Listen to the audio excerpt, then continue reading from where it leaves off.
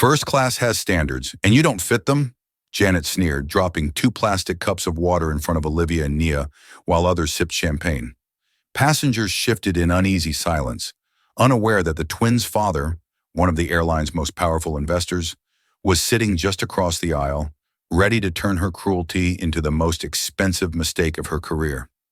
Olivia and Nia Williams sat frozen in their plush leather seats, boarding passes clutching in trembling hands as flight attendant Janet Morrison towered over them with a predatory smile that reeked of calculated cruelty. The cabin erupted in shocked gasps. Passengers' heads snapped up from their phones, some fumbling to start recording, while others desperately avoided eye contact, pretending they hadn't witnessed this blatant act of racial humiliation. A businessman in row 3 whispered to his wife, "Did she really just say that?" An elderly woman covered her mouth in horror. Others shifted uncomfortably, their privilege allowing them the luxury of looking away from injustice. But across the narrow aisle, a distinguished black man in an impeccably tailored suit observed every venomous word, every degrading gesture, his piercing eyes cataloging each moment of injustice with laser focus. His hands remained perfectly still on his armrests, but those who knew Patrick Williams would recognize the deadly calm that preceded his most devastating legal victories. Janet Morrison had no clue that her racist performance was being witnessed by someone who could destroy her career with a single phone call. She had no idea that those 2 little girls she was terrorizing were about to teach her the most expensive lesson of her miserable life. And she certainly didn't know that the silent man across the aisle owned enough airline stock to ground every plane in the fleet, because 3 days earlier, these weren't just any teenagers preparing for a flight. These were champions, survivors, and daughters of greatness who had earned their place through pure excellence in a world determined to deny them opportunities.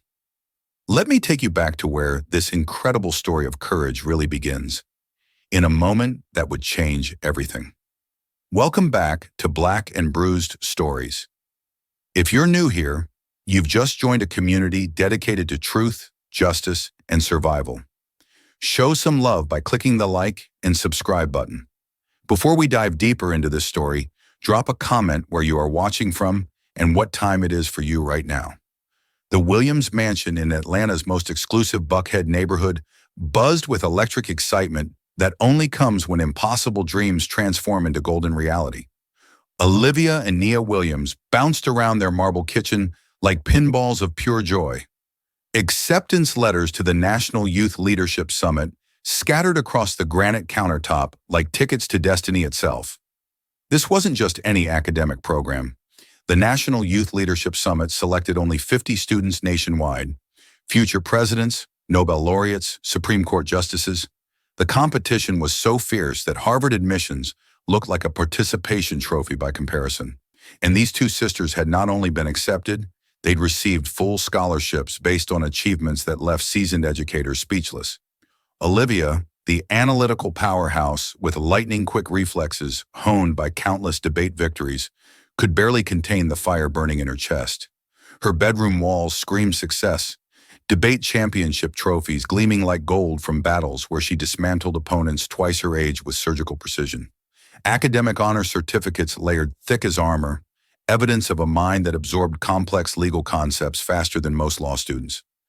At 13, she'd been the youngest student ever to win the National High School Debate Championship, arguing constitutional law with such mastery that federal judges in attendance offered her internships on the spot. Her analytical mind didn't just process information, it weaponized facts into arguments so airtight they left opponents questioning their own positions. Beside her, Nia pressed her beloved journal against her heart, every worn page filled with stories that had captivated judges and teachers across multiple states. This wasn't just any teenager scribbling diary entries. This was an award-winning storyteller whose narratives painted worlds so vivid they left readers breathless, crying, and demanding sequels. Her observant eyes missed nothing, capturing human behavior with the precision of a documentary filmmaker. She'd won the Scholastic Art and Writing Awards 3 years running, her pieces published in literary magazines that typically featured college graduates. Her short story about a young girl navigating racial prejudice had been optioned by a major film studio, making her the youngest writer ever to achieve such recognition. But these brilliant minds had been forged in the fires of unimaginable tragedy that would have broken weaker spirits.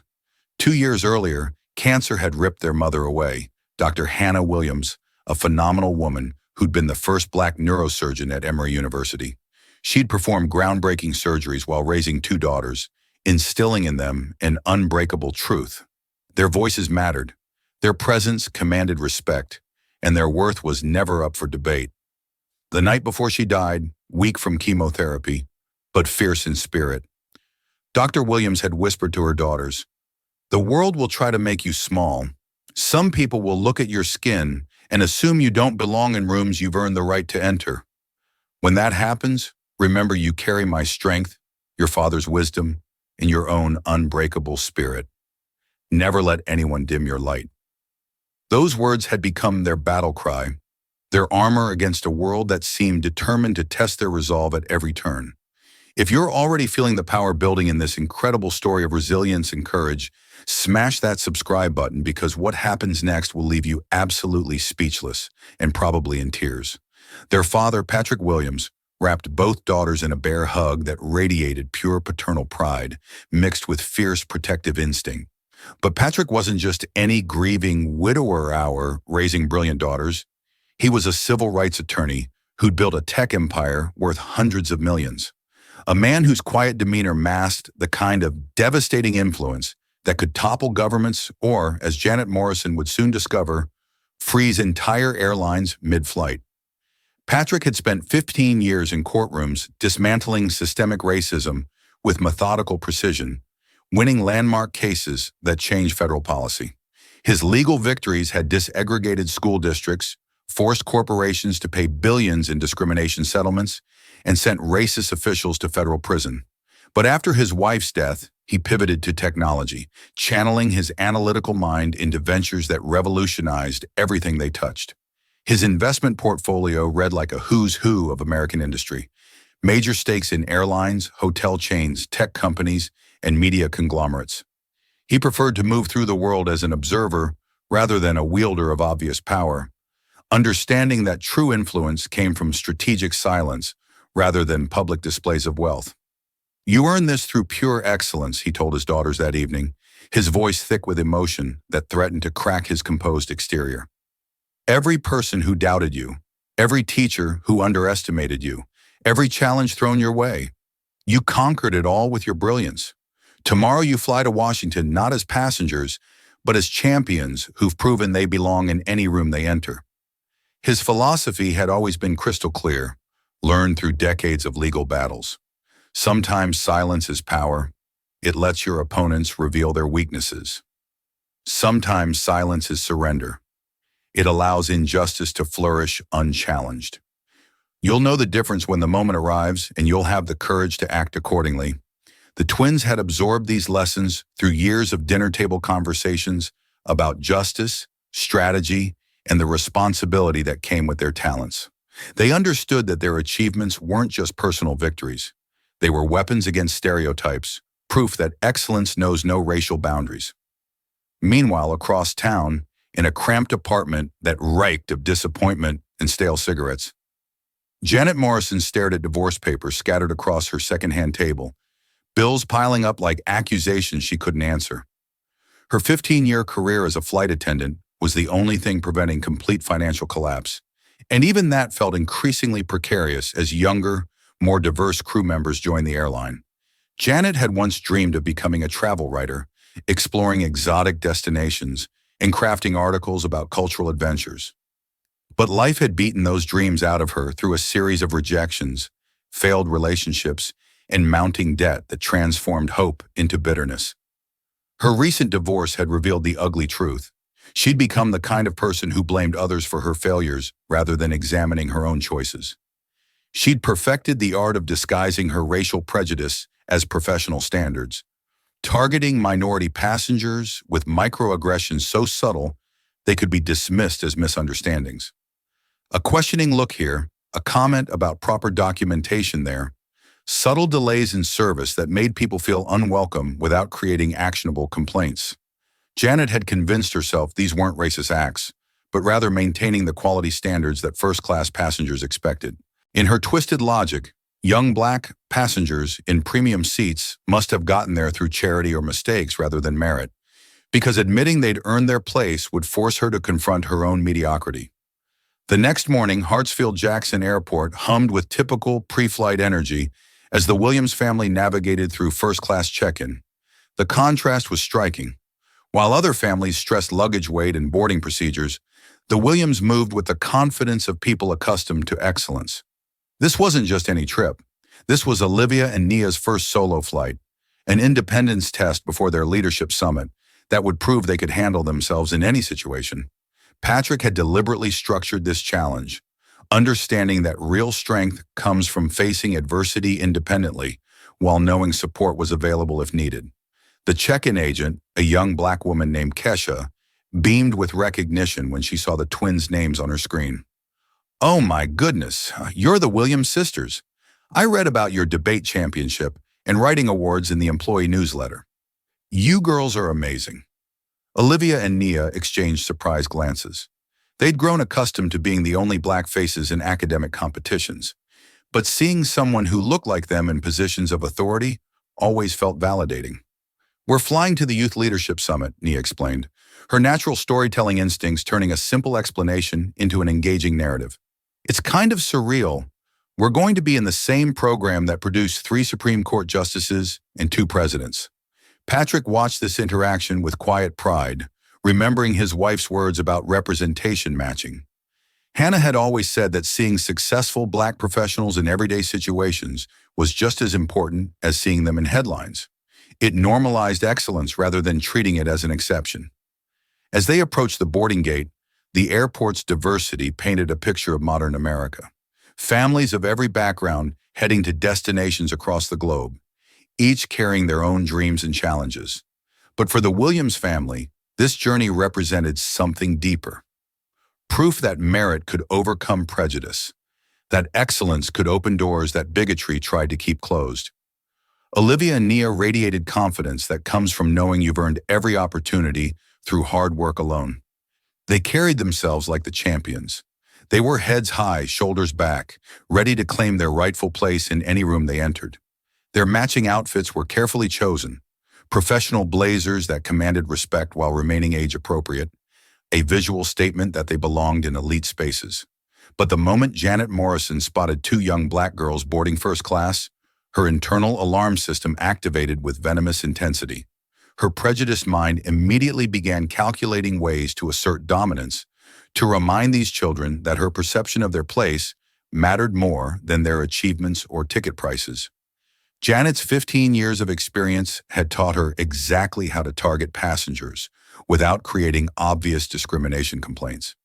She perfected the art of making people feel unwelcome through 1,000 tiny cuts, questioning documents that were clearly valid, providing slower service, making comments that could be interpreted as helpful but felt degrading to their targets. What would you do if you witnessed someone targeting children like this? Would you speak up immediately, record everything, or try to intervene? Let me know in the comments below because this story is about to test everyone's courage. As Flight 447 filled with passengers representing every demographic imaginable, an invisible social battlefield began forming. The first-class cabin housed a fascinating cross-section of American society. Tech executives, doctors, lawyers, retirees, and families treating themselves to luxury travel. Some travelers minded their own business, absorbed in phones or laptops. Others watched with growing discomfort as subtle tensions began building like electricity before a devastating storm. Patrick Williams settled into his seat across the aisle from his daughters, his trained legal mind already cataloging passenger reactions and flight crew behavior. He taught Olivia and Nia to handle discrimination with dignity and strength, but he also knew when parental intervention became necessary. His positioning was strategic, close enough to observe every interaction, far enough away to allow his daughter's independence. The plane's social dynamics painted a perfect microcosm of American society. Those who would stand up for justice, those who would look away from uncomfortable truths, and those who would record everything for social media without actually helping. But none of them understood they were about to witness a masterclass in how courage confronts hatred and how true power reveals itself when injustice goes too far. In row 5, Mrs. Chin, a retired civil rights activist, immediately sensed tension building. Her decades of experience had taught her to recognize the subtle signs of racial targeting before they escalated into obvious discrimination.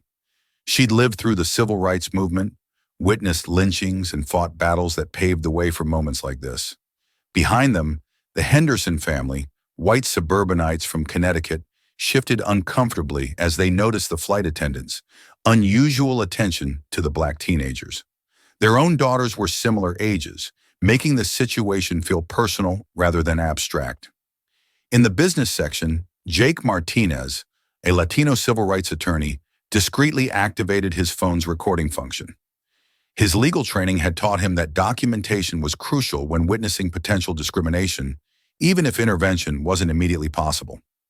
Janet Morrison approached the twin seats with predatory focus, her 15 years of experience giving her confidence that she could intimidate two teenagers into submission.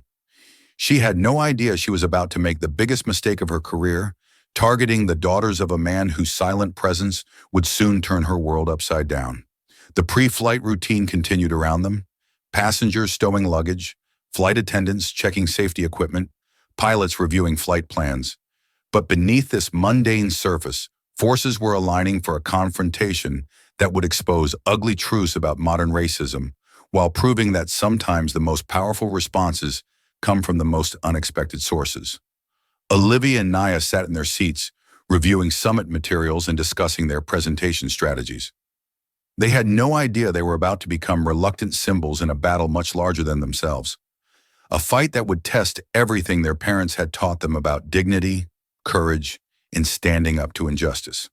The stage was set for a confrontation that would go viral within hours, exposing the ugly reality of modern racism while proving that excellence cannot be diminished by ignorance, and that true power often wears the quietest mask. What happened next would haunt Janet Morrison for the rest of her career. But in that moment, drunk on her own perceived authority, she approached Olivia and Naya's seats like a predator circling wounded prey. Her smile was surgical in its coldness, practiced through years of making unwelcome passengers feel exactly that unwelcome. "Excuse me, girls." Janet's voice dripped with false sweetness that fooled no one. "I need to verify your boarding passes again. There seems to be some confusion about your seating assignments." Olivia looked up from her summit preparation materials, her debate-trained mind immediately recognizing the challenge. "We already showed our passes during boarding. Is there a specific problem?" But Janet was just getting started. This was her domain, her kingdom, 30,000 FT above the ground, and she intended to remind these children exactly who held the power here. Sometimes the computer system makes errors. Young passengers like yourselves usually fly in the main cabin. Are you sure you didn't accidentally board the wrong section? The insult hit like a slap. Nia's grip tightened on her journal, years of writing about injustice suddenly becoming a lived experience. "We're 14, not 4. We know how to read seat numbers." Janet's laugh was sharp, designed to cut. "Of course you do, sweetie. I'm just trying to help before there's any embarrassment later."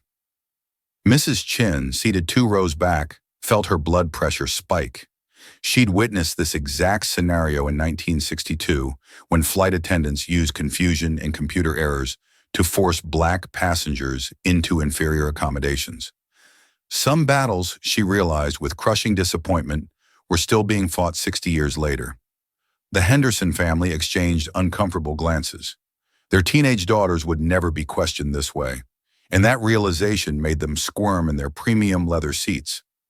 Privilege, they were learning, wasn't just about what you had, it was about what you never had to endure.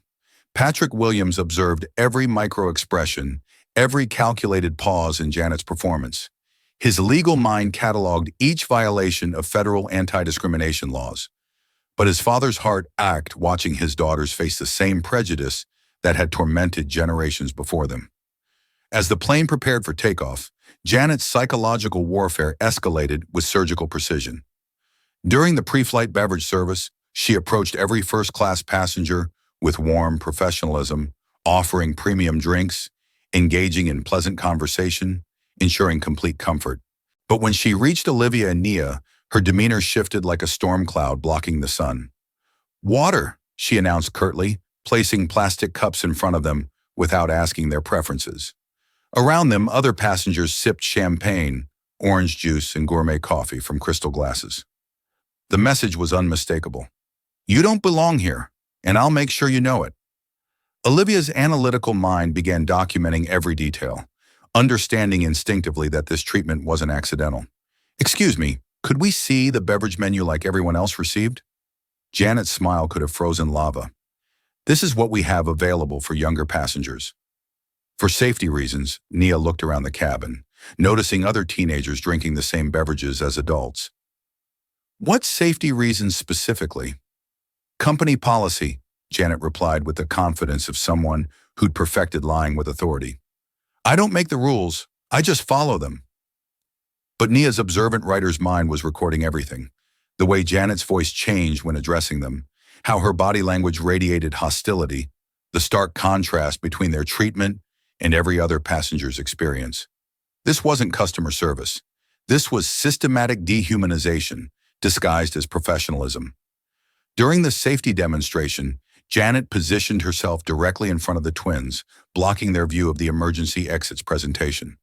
When Olivia politely asked her to move slightly, Janet's response was loaded with condescension. Young ladies, I need you to pay attention instead of chatting. This information could save your lives. The irony was devastating. Janet was lecturing them about paying attention while deliberately obstructing their ability to see the safety presentation she claimed was so crucial. Jake Martinez, the civil rights attorney seated in business class, discreetly activated his phone's recording function. His years of experience had taught him that discrimination often escalated gradually, building from microaggressions to overt violations. He'd witnessed too many cases where victims couldn't prove their treatment because no one had documented the pattern of abuse. As Flight 447 reached cruising altitude, the cabin settled into typical flight routines, passengers reading, working on laptops, or sleeping. But Janet's campaign of targeted harassment was just beginning. She seemed to find excuses to pass by the twins' seats every few minutes, each interaction designed to make them feel monitored, unwelcome, and uncomfortable. Girls, I need you to keep your personal items completely under the seats, she announced, despite their belongings being properly stowed exactly like every other passenger's. We have higher standards in first class. Olivia's debate training kicked in automatically. Could you show me the specific regulation you're referencing? I'd like to understand the exact requirement. Janet's eyes flashed with irritation. Smart passengers were always more difficult to intimidate than confused ones. I don't need to quote regulations to children. I need you to follow instructions without argument.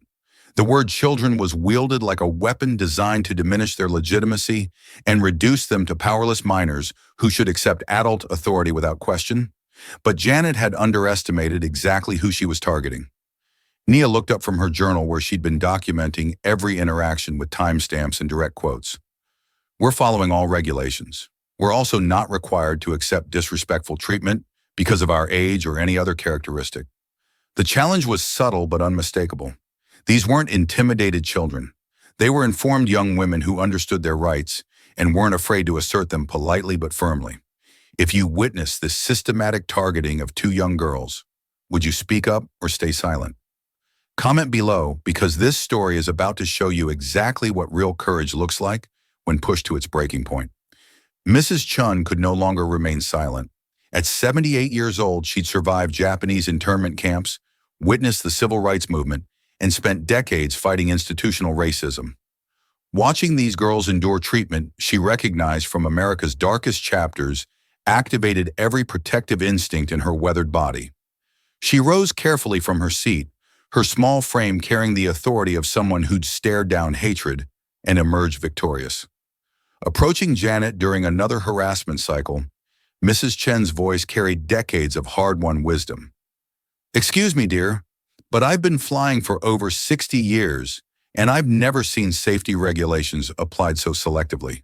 Her tone was grandmotherly sweet, but sharp as a blade. Perhaps you could clarify which specific policies require constant monitoring of these particular passengers. Janet found herself caught between maintaining her facade of professionalism and defending actions she couldn't justify without revealing their discriminatory nature. Ma'am, I appreciate your concern, but I'm trained to ensure all passengers follow proper procedures. Mrs. Chen's smile was devastating in its gentleness. Of course, dear. I'm just curious why these procedures seem to only apply to certain passengers. In my experience, true professionalism means treating everyone with equal respect. The public nature of Mrs. Chen's intervention shifted the cabin's dynamics dramatically. Other passengers began paying closer attention, some pulling out phones to record, others whispering among themselves about the obvious disparity in treatment. The Henderson family, initially uncomfortable but passive observers, found their teenage daughters asking pointed questions that demanded honest answers. "Mom, why is that lady being so mean to those girls?" whispered their youngest. "Dad, would someone treat us like that?" asked their older daughter, her privilege suddenly feeling less like protection and more like responsibility. These questions forced the Henderson parents to confront truths they'd previously avoided. Their children were the same age as Olivia and Nia, but the difference in treatment was stark and undeniable. Silence wasn't neutral, it was complicity. Meanwhile, Olivia and Nia drew strength from Mrs. Chen's intervention, understanding that allies could emerge from unexpected places. Their mother's words echoed in their memory. Sometimes help comes from the most surprising sources. Never be too proud to accept support, but never be too dependent to stand on your own. Olivia decided to escalate strategically using her debate skills to expose Janet's inconsistencies publicly. "I'd like to understand the airline's policy on beverage service for passengers under 18. Could you provide the specific regulation that restricts our drink options?" Janet's confidence wavered slightly. Policies were typically vague enough to allow discriminatory interpretation, but direct questioning in front of witnesses made her position increasingly difficult to defend. "Company policy allows flight attendants to use discretion in service delivery," she replied, falling back on corporate language design to justify any action. Nia looked up from her journal where she'd been documenting every exchange. "Could you define discretion in this context? Because it appears your discretion results in different service standards based on passenger characteristics rather than actual behavior or legitimate safety concerns." The sophistication of these responses caught Janet off guard. These weren't typical teenagers she could intimidate with authority and confusion. They were articulate young women who understood systems, questioned inconsistencies, and documented everything with precision that would make lawyers proud. Jake Martinez, still recording from business class, recognized the twins' strategic approach.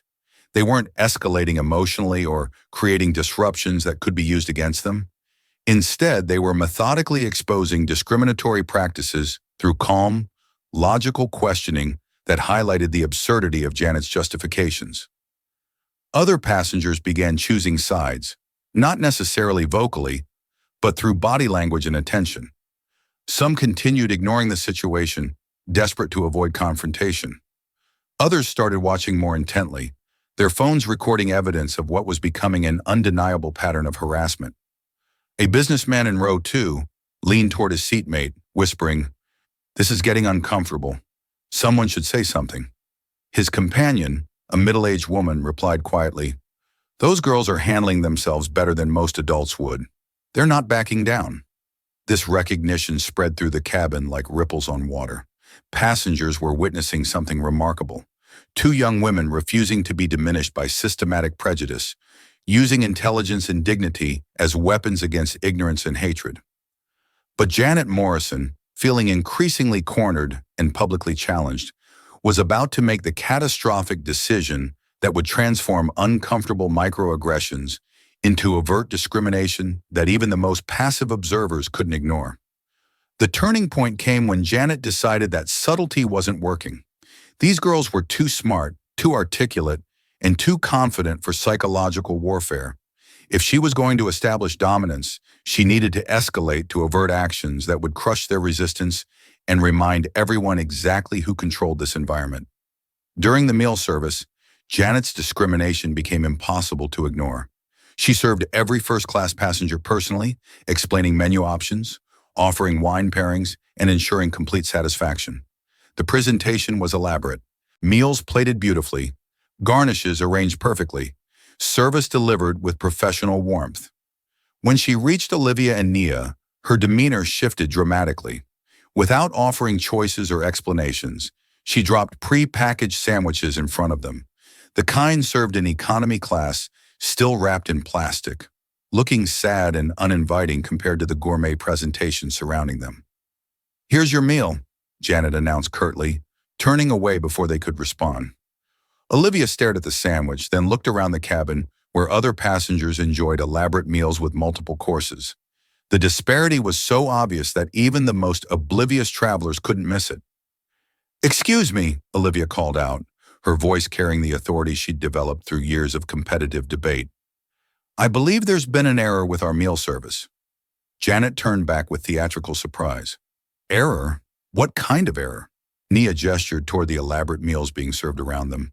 Every other first-class passenger received the full meal service with options and presentation. We received pre-packaged sandwiches without any explanation or choice. The cabin fell silent. Conversation stopped. Passengers turned to watch what everyone now recognized as a confrontation that had moved beyond microaggressions into overt discrimination. Janet's response revealed the ugly truth she'd been hiding behind professional facades. "Young ladies, I think you'll find those meals are more appropriate for passengers your age. The adult menu might be too sophisticated for younger palates." The racism was now naked and undeniable. She wasn't even pretending her decisions were based on policies or safety concerns. She was openly stating that these black teenagers didn't deserve the same service as white passengers, disguising age discrimination as a thin cover for racial prejudice. Mrs. Chin gasped audibly. The Henderson family's teenage daughters stared in shock at treatment they couldn't imagine experiencing themselves. Jake Martinez's recording captured every word of Janet's self-incriminating statements. But Olivia Williams, daughter of a civil rights attorney and a neurosurgeon, granddaughter of sharecroppers who'd fought for basic dignity, wasn't backing down from someone who mistook her youth for weakness. "I'd like to speak with the captain," Olivia announced clearly, her voice carrying through the now silent cabin. "This treatment violates federal anti-discrimination laws, and I want it documented officially." Janet's mask slipped completely. "You'll speak to whoever I decide you can speak to. Until then, you'll eat what you're given and be grateful for it." The words hung in the air like poison gas. Every passenger heard them. Every phone captured them. Janet Morrison had just revealed herself as exactly what everyone now suspected. A racist whose professional facade couldn't hide her fundamental belief that these young black women didn't deserve basic human dignity. Nia closed her journal and stood up slowly, her mother's strength flowing through her veins. "We're not grateful for discrimination. We're not grateful for disrespect. And we're not going to accept treatment that violates both airline policies and federal law." The confrontation had reached its breaking point. Janet realized she'd exposed herself completely, but instead of backing down, she doubled down with the desperation of someone whose career was imploding in real time. "Sit down immediately or I'll have you removed from this aircraft for being disruptive and threatening crew members." The threat was absurd. Two polite teenagers asking for equal treatment were now being characterized as threats to flight safety. But Janet's panic was making her dangerous, and everyone in the cabin understood they were witnessing something that would have consequences far beyond the single flight. Patrick Williams had remained silent through his daughter's methodical exposure of discrimination, proud of their strategic approach, and confident in their ability to handle the situation independently. But Janet's threat to remove them from the aircraft crossed a line that activated every protective instinct in his body. The silent observer was about to become an active participant, and Janet Morrison was about to discover that targeting the wrong family could destroy more than just a career. It could freeze an entire airline. Have you ever witnessed discrimination this blatant? What would you do if someone threatened to remove children for standing up for their rights? Share your thoughts because what happens next will shock you to your core. The cabin had become a pressure cooker of tension, with passengers holding their breath as they witnessed two young women refuse to be broken by systematic racism. Janet Morrison, cornered by her own exposed prejudice and growing desperation, was about to make the fatal mistake that would transform her from airline employee to viral symbol of institutional discrimination. "Since you want to cause problems and disrupt other passengers' peaceful flight experience," Janet announced loudly enough for the entire first-class cabin to hear, "I'm calling security to have you removed when we land. You can explain your attitude to airport police. The threat was designed to terrify two teenagers into submission, but Janet had fundamentally misunderstood who she was dealing with. These weren't random children she could intimidate. They were the daughters of Patrick Williams, raised to understand that backing down from injustice wasn't an option, even when the cost seemed overwhelming. Olivia's response was delivered with the precision of a surgical strike. On what grounds? We violated no regulations, threatened no one, and disrupted nothing. We've simply asked for equal treatment that we're legally entitled to receive, Nia added with devastating calm. Everything you've said and done has been witnessed by dozens of passengers and recorded on multiple devices. Are you certain you want to continue making statements that could be used in federal discrimination lawsuits? The sophistication of their responses sent shockwaves through the cabin. These weren't just articulate teenagers. They were young women who understood legal concepts, federal regulations, and the consequences of discriminatory actions. Janet was facing opponents who could match her word for word while maintaining moral and legal high ground. Mrs. Chin stood up again, her small frame radiating the authority of someone who'd witnessed history's darkest moments and refused to let them repeat unchallenged. Young lady, she addressed Janet with grandmotherly firmness, I survived internment camps where officials used similar justifications for unequal treatment. I'm not going to sit silently while children are terrorized for demanding basic dignity. Her words hit the cabin like thunder. Passengers who'd been passive observers suddenly understood they were witnessing a moment that connected directly to America's most shameful chapters. This wasn't just about airline service. It was about whether progress meant anything or if hatred could still hide behind uniforms and fake smiles. Jake Martinez made a decision that would prove crucial in the coming legal battles. Rising from his business class seat, he approached the first-class cabin with the measured confidence of someone accustomed to courtrooms and confrontation. Excuse me, he addressed Janet professionally. I'm an attorney specializing in civil rights law, and I've been documenting this entire interaction. Before you make any more statements or threats, you should understand that everything you've said constitutes prima facie evidence of discrimination based on race and age. Janet's world began crumbling in real time. An attorney was witnessing her actions, documenting her statements, and explaining their legal implications. The teenage passengers she tried to intimidate were revealing themselves as far more sophisticated than she'd imagined, and the cabin full of witnesses was no longer passive. They were actively supporting the twins against her. I don't need legal advice from passengers, Janet snapped, but her voice betrayed growing panic. I'm following company procedures and ensuring flight safety. Jake's smile was professional but devastating. Which specific procedures authorize different meal service based on passenger age or race? Which safety regulations require constant monitoring of certain passengers while ignoring others? I'd be fascinated to review the documentation that supports your actions. The systematic destruction of Janet's justifications was methodical and complete. Every excuse she'd offered was being dismantled by people who understood systems, regulations, and the difference between legitimate policies and discriminatory practices disguised as professionalism. But Janet Morrison, facing complete professional humiliation and legal exposure, was about to make the catastrophic decision that would elevate this incident from discrimination complaint to national news story. I'm the flight attendant, and I determine who threatens flight safety, she declared with the desperation of someone whose authority was evaporating. These passengers are being aggressive, disruptive, and threatening. I'm recommending they be met by security and potentially banned from future flights. The lies were so outrageous that passengers throughout the cabin began openly protesting. The Henderson family's father stood up, his privilege finally converted into action. That's completely false. These girls have been polite and respectful throughout this entire harassment campaign. A businessman from Roe added his voice. I've been watching this whole thing. The only person being aggressive is you. These kids have shown incredible restraint. Even passengers who'd initially tried to ignore the situation found themselves unable to remain silent when faced with such blatant lies about what they'd witnessed firsthand. But Olivia Williams, drawing on every lesson her father had taught her about strategic timing and maximum impact, was about to deliver the response that would change everything. "Before you make any more false statements," she announced clearly, "you should know that our father is Patrick Williams. He's not just a civil rights attorney. He's a major investor in this airline, and he's been watching every moment of your performance from seat 2A. The revelation hit the cabin like a bomb. Passengers turned to look at the distinguished black man who'd been silently observing the entire confrontation. Patrick Williams, who'd allowed his daughters to fight their own battle as long as possible, was about to demonstrate what happened when someone made the mistake of targeting his family.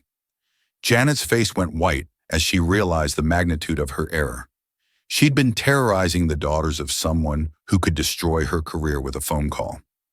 But it was too late for backtracking.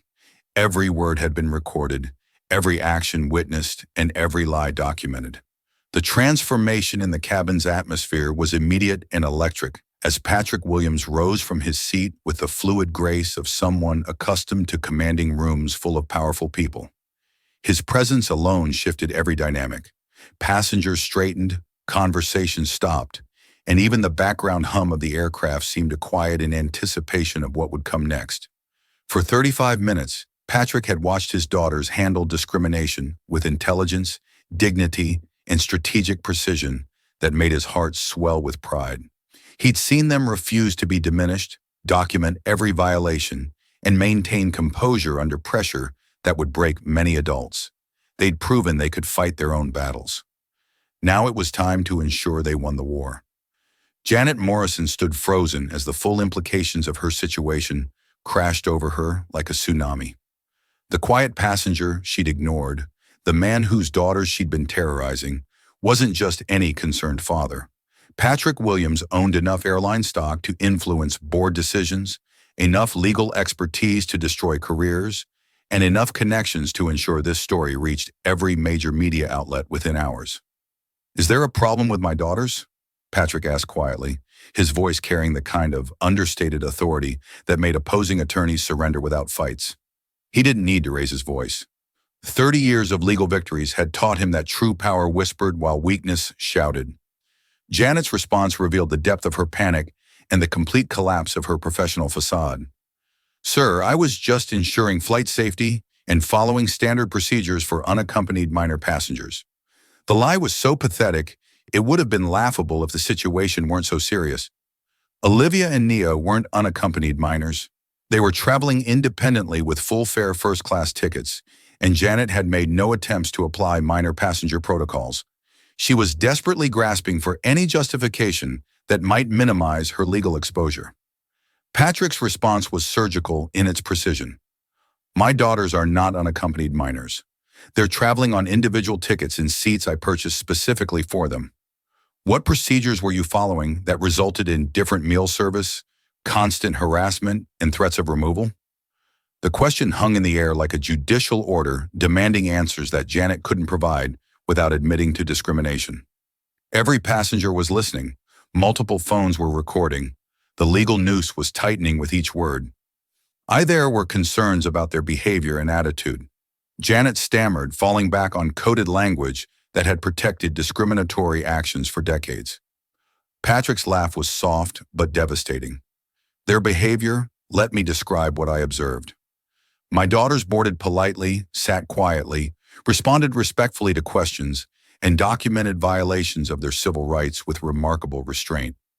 The only problematic behavior I witnessed came from an employee who systematically violated federal anti-discrimination laws." He paused, letting the weight of his words settle throughout the cabin before delivering the knockout blow. "I'm Patrick Williams. I'm a civil rights attorney who's won landmark cases against major corporations for exactly this type of discrimination. I'm also a significant investor in this airline, which means your employer's board of directors has my personal phone number. Would you like to continue explaining your procedures to me?" The revelation sent shockwaves through every corner of the aircraft. Janet's face drained of all color as she realized she'd been targeting the family of someone who could single-handedly destroy her career and potentially damage the entire airline. Passengers who'd been recording pulled out phones to capture every moment of what was clearly becoming a historic confrontation. Mrs. Chun clasped her hands together in satisfaction, recognizing the moment when justice finally had the tools to fight back effectively. The Henderson family exchanged amazed glances, understanding they were witnessing David and Goliath with roles reversed. The giant this time wore a father's protective love and carried weapons of legal expertise and economic influence. Patrick continued with the methodical precision that had made him legendary in courtrooms across the nation. Over the past 35 minutes, I've documented systematic discrimination based on race and age, differential service delivery, false policy citations, intimidation tactics, and threats of removal without cause. Every action captured on multiple recording devices by witnesses from various backgrounds. He gestured toward the passengers around them. Mrs. Chun survived internment camps and recognizes institutional prejudice. The Henderson family witnessed treatment their own children would never receive. Mr. Martinez is a civil rights attorney who's been documenting everything for potential legal proceedings. You've provided us with a textbook case of discrimination with perfect evidence and multiple witnesses. Janet tried one last desperate defense. I was just doing my job and following company policies. Patrick's interruption was gentle but final. No, you were violating federal law while representing an airline I partially own. And now you're going to discover exactly what happens when someone makes the mistake of targeting my family. Without another word, Patrick walked calmly toward the cockpit, his movement triggering whispers throughout the cabin as passengers realized they were about to witness something unprecedented. Where's he going? Someone whispered. To talk to the captain, another replied. This is about to get very real, Jake Martinez murmured, understanding the legal and financial implications of what was unfolding. Patrick Williams' walk to the front of the aircraft felt like a funeral march for Janet Morrison's career. Each step carried the weight of legal precedent, economic influence, and a father's righteous fury channeled through decades of professional expertise. Passengers craned their necks to watch, understanding they were witnessing the moment when institutional power collided with individual accountability. The cockpit door, normally a barrier between passengers and crew, opened immediately when Patrick knocked. His reputation in civil rights law and his status as a major airline investor meant that Captain Rodriguez knew exactly who was requesting an audience and why such a conversation might be necessary. Captain Rodriguez, I'm Patrick Williams. We need to discuss a serious situation involving systematic discrimination against my daughters by your flight attendant. The conversation that followed was brief but devastating.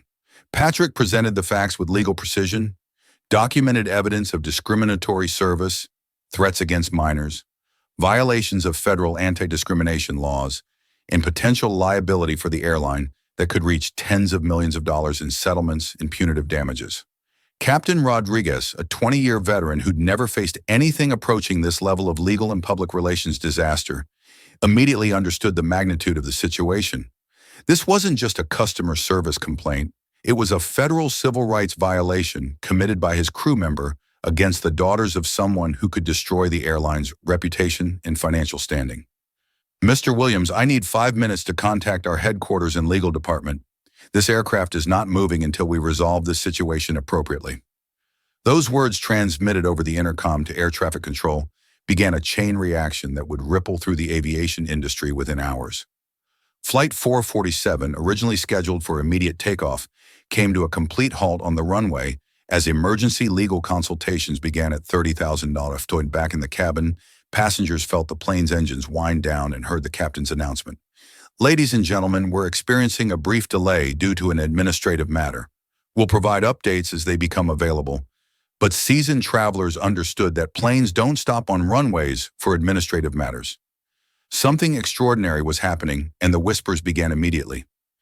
This is about those girls and the flight attendant, someone murmured. That man who went to the cockpit, he said he was an airline investor. Another passenger added, she's in serious trouble. Mrs. Chin observed with satisfaction. Justice is finally being served. Janet Morrison stood in the aisle, her world collapsing around her as she realized the true scope of her mistake. The quiet passenger she'd ignored had turned out to be a civil rights attorney with the power to end her career. The teenagers she tried to intimidate had documented every violation with legal precision. The witnesses she performed in front of were now actively supporting the discrimination case against her. 15 minutes later, Patrick Williams emerged from the cockpit with Captain Rodriguez. both men wearing expressions that made Janet's blood run cold. The captain carried official documentation and a company phone, while Patrick held his own device, showing multiple missed calls from airline executives who were frantically trying to contain a public relations and legal nightmare. Ms. Morrison, Captain Rodriguez, addressed Janet with the formality reserved for termination proceedings. You're being relieved of duties immediately pending a full investigation into allegations of discrimination and violation of federal civil rights laws. The words hit the cabin like thunder. Passengers who'd witnessed the entire confrontation felt vindication and justice being served in real time. Janet's systematic campaign of harassment had finally met consequences that matched the severity of her actions. But Patrick wasn't finished. Rising to address the entire first-class cabin, he delivered words that would be shared across social media within minutes and remembered for years as a masterclass in dignity defeating prejudice. Ladies and gentlemen, what you witnessed today wasn't just poor customer service. It was systematic discrimination that violates everything America claims to stand for. My daughters refused to accept unequal treatment, documented violations of their civil rights, and maintained dignity under pressure that would break many adults. His voice carried the authority of someone who'd spent decades fighting institutional racism and winning. This flight attendant tried to make them feel small because of their race and age. She failed because excellence cannot be diminished by ignorance and character cannot be defeated by hatred. The applause that erupted was spontaneous and sustained. Passengers who'd been silent witnesses became active supporters, their phones capturing a moment when justice triumphed over prejudice through courage, preparation, and the power of documented truth. If you're feeling the power of this moment where justice finally wins, hit that subscribe button because the resolution of this story will restore your faith in fighting back against discrimination. The atmosphere in Flight 447's first-class cabin had transformed from tension and conflict to something approaching a courtroom where justice was finally being served.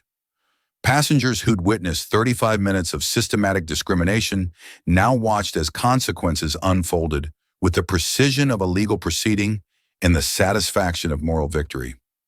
Captain Rodriguez returned to the cabin carrying official airline documentation and wearing the expression of someone who just received emergency instructions from corporate headquarters. The phone calls from executives had been frantic, desperate, and crystal clear in their message.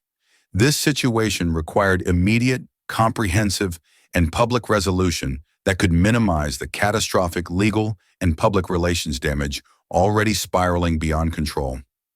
Ladies and gentlemen, the captain announced to the entire first-class section, I want to personally apologize for the unacceptable treatment witnessed today. Ms. Morrison's actions violated both airline policies and federal anti-discrimination laws. She has been suspended immediately pending termination, and this incident will be reported to federal authorities for potential criminal prosecution. The words carried the weight of official acknowledgement that what passengers had witnessed wasn't ambiguous or subjective. It was clear-cut discrimination that violated multiple laws and regulations. Janet Morrison's career wasn't just ending, it was being incinerated by her own documented actions. Patrick Williams stood beside his daughters, one hand on each of their shoulders, as he addressed the cabin with the authority of someone who'd spent decades turning individual injustices into systemic changes. What my daughters experience today happens to countless young people across this country every day. The difference is that Olivia and Neo were prepared, protected, and supported.